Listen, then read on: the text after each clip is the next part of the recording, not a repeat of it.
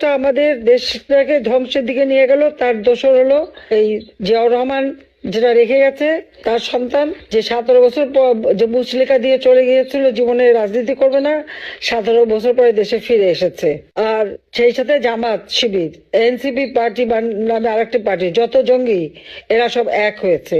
Meticulous ডিজাইনের মাধ্যমে যে হত্যাযজ্ঞ জুলাই থেকে শুরু করেছিল এবং এখন পর্যন্ত তা চলছে।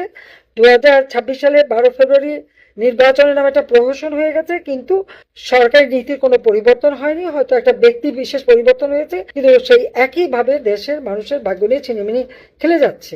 বাটপার ইউনূস সে ক্ষমতায় থেকে দেশটাকে আরো ধ্বংস করে দিয়ে গেছে। আমাদের কমিউনিটি ক্লিনিক, আশ্রম প্রকল্প, সামাজিক নিরাপত্তা কর্মসূচি, নারীর ক্ষমতায়ন, শিক্ষা ও স্বাস্থ্য সেবা যে অগ্রগতি বাংলাদেশ করেছিল, আজকে বাংলাদেশ আর সেই অবস্থা নাই। শিশুদের, শত শত শিশুদের হত্যা করা হলো। এটাই আমি দেশবাসীকে বলবো, আপনারা এটা দেখেন।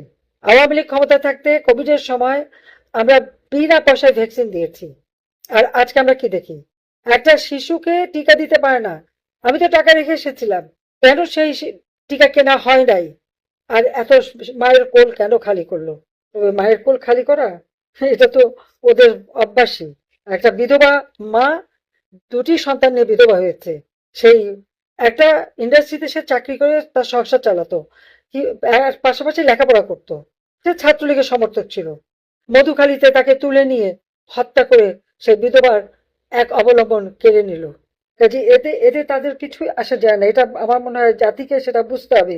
আজকে বাংলাদেশ, আমরা যেখানে বৈশ্বিক পরিমণ্ডলে মর্যাদার আসনে অধিষ্ঠিত করেছিলাম বাঙালি জাতিকে, আজকে তার ধুলাই মিটিয়ে দিয়েছে।